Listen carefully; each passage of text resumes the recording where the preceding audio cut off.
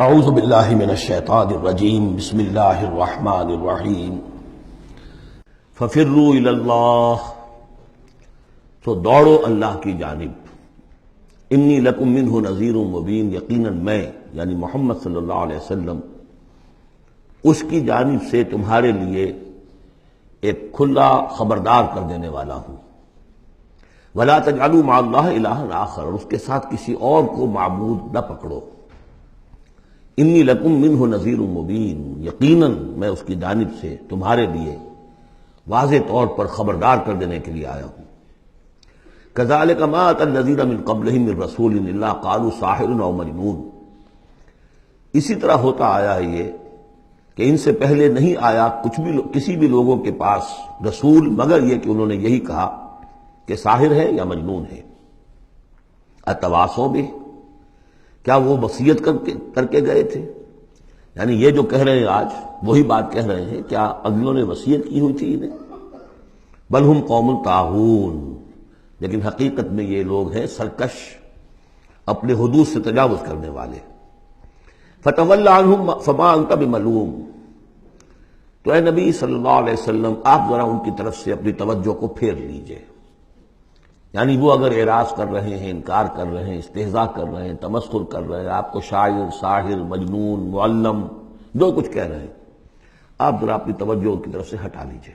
فتول عنہم فما انت بملوم، آپ پر کوئی ملامت نہیں ہے، یعنی کہ اگر یہ لوگ نہیں مانتے تو آپ کے اوپر کوئی الزام نہیں ہے۔ آپ دیکھیے جو لوگ سننا چاہتے ہوں، سمجھنا چاہتے ہوں، جاننا چاہتے ہوں، ماننا چاہتے ہوں، ان کی طرف توجہ مبذول فرمائیے۔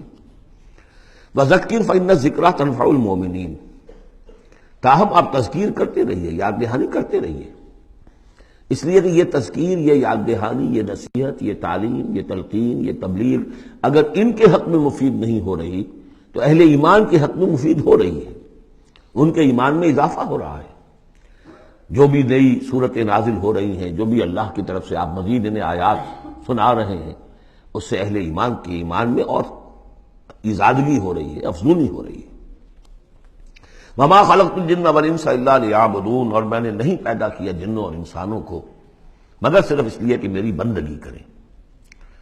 یہ بہت اہم آیت ہے قرآن مجید کی، اس لیے کہ یہ تخلیق انسانی کی جو غایت ہے۔ دیکھیے، ایک سوال عام طور پر لوگ کیا کرتے کہ اللہ نے کیوں پیدا کیا، تخلیق کی کا سبب کیا ہے، یہ ایک علیحدہ مسئلہ ہے اور یہ بہت مشکل مسئلہ ہے۔ فلسفیوں نے بھی، جنہوں نے بھی کوشش کی ہے اس مسئلے میں کچھ غور و فکر کی، بہرحال انہوں نے اپنی اپنی آراء دی ہیں، کسی موقع پر وہ بات میں عرض کروں گا، ان میں بھی ایک رائے ہے کہ جو وقی ہے۔ لیکن اصل مسئلہ یہ کہ غایت کیا ہے۔ تم نے اگر یہ نہیں سمجھا کہ تمہاری تخلیق کیوں ہوئی تو اس میں تمہارے لیے کوئی نقصان کی بات نہیں ہے، لیکن تمہیں اگر یہ معلوم ہو جائے کس لیے پیدا کیے گئے ہو، اگر یہ معلوم نہیں ہوگا تو زندگی بیکار جائے گی۔ لہذا اصل شے یہ کہ تم پیدا کیے گئے ہو اس لیے کہ اللہ کی بندگی کرو۔ لیکن وہ کیا ہے بندگی؟ میں نے بارہا عرض کیا ہے، اس کو تین حصوں میں سمجھیے کہ بندگی یا عبادت، ایک ہے اطاعت، ہمتن اطاعت، اور نمبر دو اس کی روح اطاعت، وہ ہونی چاہیے محبت، اللہ کی محبت، غایت الحب مع غایت الذل والخضوع، یہ ہے اصل عبادت۔ باقی کچھ مراسم عبادت ہیں کہ جس میں کہ اللہ تعالیٰ کے سامنے انسان اپنی عاجزی کے اظہار کے لیے قنوت ہے، دس بستہ کھڑا ہونا ہے، جھک کر کھڑے ہونا، پھر سجدہ ہے، رکوع ہے، حمد کے ترانے ہیں، نماز ہے، جو بھی شکلیں ہیں، یہ مراسم عبودیت ہے۔ اصل عبادت کیا ہے؟ ہمتن اللہ کی اطاعت، اس کی محبت کے جذبے سے سرشار ہو کر۔ اب اس کے جو تقاضے ہیں اور موجودہ حالات میں ہم کیسے اس سے عہدہ برا ہو سکتے ہیں؟ کفر کا غلبہ ہے، نظام تو ہر جگہ کافرانہ ہے، یہاں بھی کافرانہ نظام ہے، اسلامی نظام تو نہیں ہے نا۔ ہم مسلمان ہیں، انفرادی طور پر نظام تو کافرانہ ہے، اب کیا کریں؟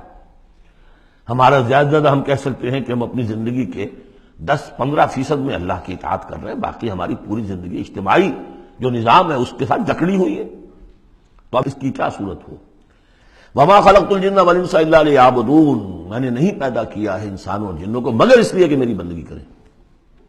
اسی کو شیخ سعدی نے کہا ہے، زندگی آمد برائے بندگی، زندگی بے بندگی شرمندگی، چاہے اور آپ نے کچھ بھی کر لیا ہے، ڈھونڈنے والا ستاروں کی گزرگاہوں کا اپنے افکار کی دنیا میں سفر کر نہ سکا، آپ نے ساری جو ہے اکتشافات کر لیے، ایجادات کر لی، بندگی نہیں ہے تو زندگی جو ہے بیکار گئی، ضائع ہو گئی۔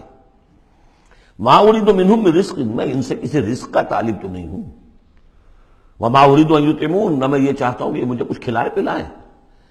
ان اللہ هو الرزاق ذو القوۃ المتین، تو اللہ خود ہے رزاق جو سب کو رزق دیتا ہے، قوت والا ہے، مضبوط ہے، اسے کسی کی طرف سے کوئی احتیاج ہے ہی نہیں۔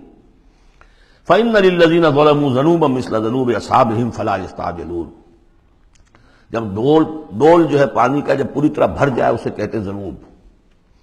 یقیناً ان کافروں کے اور ان مشرکوں کے ڈول بھی بدعمالیوں کے، ان کے کفر و شرک کا ڈول بھر چکا ہے، جیسا کہ ان سے پہلے اصحابہم کے ساتھیوں کا ذنوب مثل ذنوب اصحابہم فلا یستعجلون، تو اب یہ جلدی نہ کریں، ڈول بھر چکا ہے، کسی وقت کھینچ لیا جائے گا، اب اگر ذرا وقت اور دیا جا رہا ہے تو اس سے دھوکہ نہ کھائیں۔